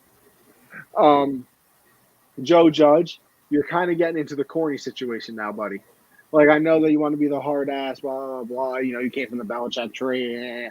Listen, to be Belichick, you also got to win, and they haven't won. So, kind of a tough life out here. Another loss? The Chargers? Come on, you disappointed me. What are we doing here, buddy? 34-6? 6. You didn't even score. You couldn't even put out double digits. And my final loser is Baker Mayfield's shoulder. Dislocated for the second time. It's in a sling. He said it hurts worse than before. And I mean, can't catch a break, man. Now Nick Chubb is out. Now Kareem Hunt's out as well. Odell went out for a little bit in that game. You still don't have Jarvis back. Like, it's looking rough in Cleveland. It is looking rough. Yeah, it is looking very rough over there. My first loser, you had Matthew Stafford as a winner. I have Jared Goff as a loser because not only is he on the winless team in the league, Dan Campbell threw him under the bus in the post-game press conference, said he needs to step up. Like, this whole team is bad because of Jared Goff. Like, that's just crazy to think he would say that. So he's a loser because it goes from LA to that. Second loser, Bears fans, because Aaron Rodgers owns you. So that's got to be tough to have to watch him do that twice a year. He's 25 and I think they said 8 against the Bears in his career, which is just crazy. My third loser relating to Oklahoma, Iowa, big loser, Purdue. How do you lose to Purdue? Losing to Texas A&M, I get it. They're a bigger school. You lost to Purdue. Are you kidding me? You let them put up 30-plus on you. That's just tough. Gino Smith / DK Metcalf. Gino Smith because of that fumble. DK because he said he could wipe his ass with Shannon Sharp's resume. Like, do you know who you're talking to? Like, are you kidding me? And then the biggest loser of all, I want this man to get canceled right now, Jackson Mahomes. He's the biggest loser. Oh, I forgot about that. The biggest loser. The biggest loser. Yeah. Dancing on Sean Taylor's number 21. Yeah. He's a bum. He is a bum. Never did I think I would talk about Jackson Mahomes on this show. But the hatred I have for that man is next level. But okay. We'll move on. And Josh, actually, you not only me, I'm not the only one who used code Gen Z to get an extra $10 in my first deposit. You did as well, Josh. You did a little Monday Night Football one, which is underway right now. Bills are winning 3-0. Listen, we were both going to pick the Bills to win this game anyway, so that's our Monday Night Football pick. But, I mean, let's be real here. And, Josh, talk me through this. Talk me through why you had Josh Allen, Devin Singletary, Tannehill, and Fursker. Yeah, I took Josh Allen here. Usually, last week against the Chiefs, he only had 17 completions, but still had over 300 yards. I think that was due to weather, And then their two shutout games, he hasn't hit that over. But I don't think this is going to be a shutout game. I don't think it's going to be super close either, but I do think he's going to have more than 25 completions because in three of his games he has hit that. Devin Singletary is getting 2 to 3 catches a game. So I think that's a good chance for him to get over 10 yards, just a little check down pass. He runs for a first down and it hits, so it doesn't take too much. I think Ryan Tannehill is going to be playing from behind. They're not going to be able to just hand it off to Derrick Henry, so I think he's going to have to throw the ball a lot. And when he throws the ball a lot, there's no Julio Jones, and the receivers aren't too good. I don't know if A.J. Brown is back, but even if he is, Oh, no, Anthony Julio Frisker, and AJ are back this week. Okay, I still believe Anthony Frisker will get some catches in there. I think he has become a big part of the offense the past couple of weeks, so I think 2.5 is a good spot for him because they're going to have to throw the ball a lot because they're going to be playing from behind. You're not wrong, Josh. You are not wrong. I like it. I think you got a chance here. And not only that, but you use code Gen Z to get an extra $10 on your first deposit. So you did a wonderful thing over there on the Underdog Fantasy app. Exactly. I'm just saying, might as well use code Gen Z. Who doesn't want an extra free $10 with your first deposit? I mean, I know I would. Just saying. You deposit 10, out there. you get 10. You deposit just saying. 10, you get 10. I mean, who doesn't want 10 free dollars? Exactly. You're doubling it. You're doubling what you're putting 2 times. 2. Just saying. Well, okay, Josh, tell us how we did last week with our picks. Yeah, it's crazy how close this is because all 3 games we disagreed on went to overtime. So it literally could have you could have taken the lead, I could have taken a 4-point lead. You had Minnesota beating Carolina. You were right on. I had Dallas beating New England. I was right on. Which I didn't even want to pick. I'm so mad. I had Pittsburgh beating Seattle. You had Seattle. So those were the games that wound up, leading to this. But I went 10-3. You went 9-4, just a 1-game difference. But it does give me a nice two-game lead. I'm 56-32. You're 54-34. So still right there, but still last place. Very doable with the comeback. We should be tied right now. I'm still waiting on you to applaud me on my improvement from last year. I was down about 25 games at this point last year, so I think I deserve some props. I just don't even know how you even managed that last year. Like, I don't know how you were that bad. I was in love with upsets. Well, you know what? Why don't you start doing that again, okay? But hey, we're going to find out if I can make a nice little comeback here. And we're going to go to our Week 7 picks, baby. Oh, yeah. You see that graphic right there? Yes, sir. I'm just saying, not to toot my own horn here. You're damn right I made that. Yes, I did. Shout out Canva. You sure did. Shout out Canva. But, okay. We start with our Thursday night game. We got the Broncos at the Browns. I'm going with the Brownies here. I'll stick with the Browns. I'm a little worried now because I'm not sure if Kareem's not going to play. I'm not sure if Chubb's going to play. I still don't know about Baker. But I just don't think the Broncos are very good. I really don't. Yeah, I agree.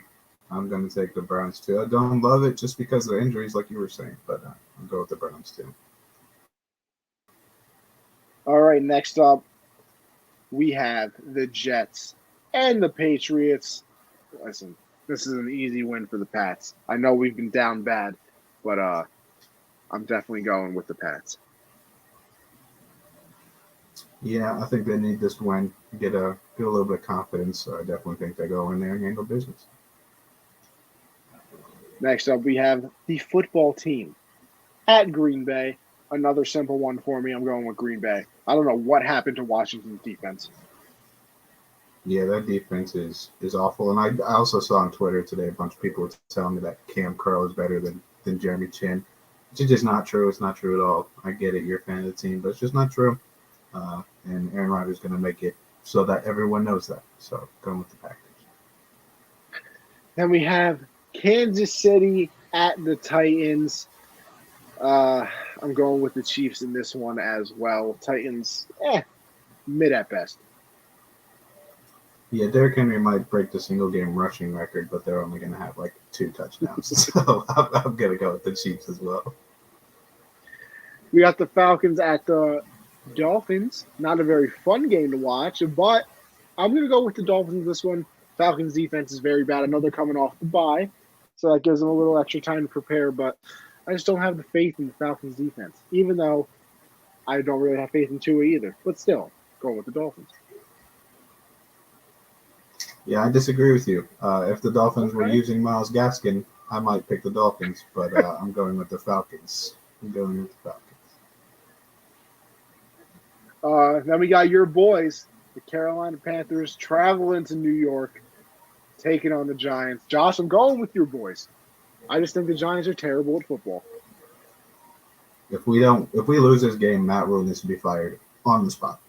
On the spot, he says. On the spot. Then we got the Bengals traveling a division rivalry game here to the Ravens. I'll stick with the Ravens, although I really like what the Bengals are doing this year. They're a little bit further ahead of schedule than I thought they would be. Yeah, this is the for sure game I'm watching on Sunday when I'm choosing the games to watch. But I'm going with the Ravens too. I think it's going to be close because Joe Burrow's like that. But I'm going with the Ravens. Next up, we have the Eagles and the Raiders. I'm going to go with the Raiders here. The Eagles just are, once again, not very good. Yep, I'm going with the Raiders too. I like it. I mean, rally behind the interim head coach. Who cares about Johnny? He's gone. Get him out of here. Now we have another return game. Now, not on the same level as Brady coming back to New England, I would say, but Jared Goff travels back to his old stomping grounds and over there in LA takes on the Rams. And let me tell you something, he's going to get stomped. Rams probably going to win this game by 30. Matt, know Matt Stafford's trying to win this game by 45. But here's my question. I feel like, okay, I guess since it's not in Detroit, I was thinking if it was in Detroit and they had a tribute video for like Matt Stafford or something, like, do you think the Rams have like a tribute video to Jared Goff? Wow. Maybe? What a question. Maybe not a tribute video, but like a thank you. Like a thank you. You know? Yeah, I feel like Matt Stafford's going to go insane in this game, so I'm definitely taking the Rams. Next up, we have the Texans heading on over to the Cardinals. Another easy one here. Yep, the Cardinals will remain undefeated. Unless David Mills goes crazy. Long night. Long neck gang. Bears traveling to the Bucks. Revenge game for Brady last year. Forgot how many downs there were. So Brady's coming out, throwing 5 different kinds of smoke and giving it a nice W for the Bucks. Yeah, I think just because I don't think David Montgomery is going to be, because I feel like the Bears just for some reason are in every game for absolutely no reason because they suck. But I'm going Tampa. Colts at the 49ers. This is a Sunday night game. Ugh. I'll go with the Colts, though. I'm also going with the Colts. I think, they played well last time, so maybe they do again. Who knows? Look at that. We disagreed on one game. I can't even tie. All right, I'll go with the Niners. Thanks for the tie, Josh. Actually, that's not the game I'm gonna change. That's not the game I'm gonna. Oh yeah. Let me see. Well, it might be. These games are not good. I feel like these are some terrible games this week, by the way. Yeah, there's not really any could go either way games. The only one there's not a single game here. There's not a single game on this schedule that I'm excited to watch. No, I'm Cincy and Baltimore. I think it's going to be a good game, but I don't think. Oh yeah, you're right. You're right. So I guess I'll go Sunday night. I'll put my money on Trey Lance and the Niners and give Connie a chance to tie it up. Wentz in Annapolis, baby. But the Falcons are winning, so. No. 2 was thrown for 400. Yeah, but they're going to have 0 rushing yards. They're going to have a total of 400 yards. Well, those are our Week 7 picks, and that is the episode, people. A nice long one here. Had to throw some NBA in. We got, our new sponsoring, code Gen Z for a $10 deposit with your first deposit over there Put on 10. Underdog Fantasy. Get 10. Just saying. Put 10. Yeah, I mean, simple math here. Look. I got 10 on the screen, Josh. How many you got? I got 10 right here. Look at that. 10 plus 10. What is that, people? 20. That's $23 right there. Get both of these. $20 You get both of total, these just for putting in those ones. Just for putting in those ones. Listen, Gen Z. That's all you got to do. Underdog Fantasy, people. Gen Z. But with that being said, we'll end it there. Josh, what you got for everybody before we go? Yeah. Follow me on Twitter at Jolin_4. Subscribe to the YouTube channel. Make sure we're just saying it. Go to Underdog Fantasy. You put in and you get. You put in the 10, you get the 10. It's simple. It's a win and a win. So go use code Gen Z and then tune in Monday, 7 p.m. Eastern. Yes, sir. As for me, Anthony Conover _ on Twitter for my, personal account, Gen Z. Obviously for this show, Gen Z Sports, as you can see down below right there. Monday, me and Josh obviously do this every Monday, 7 Eastern. Tuesday, I do the hard count with CJ. We talk about everything in the football world over there. Thursday is Backstop Banter. We are in the midst of the MLB playoffs. So, obviously, we got a lot to talk about over there. Dodgers down 2-0. We got a critical Game 3 going on right now in the Astro-Red Sox series. So, we will make sure to dive into all of that. Gen Z has an Instagram account now, too.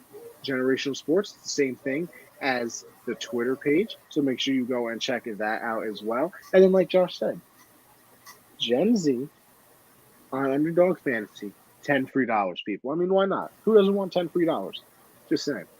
But with all of that being said, we are headed out of here. Thank you, everybody, for watching, and we will see you next week.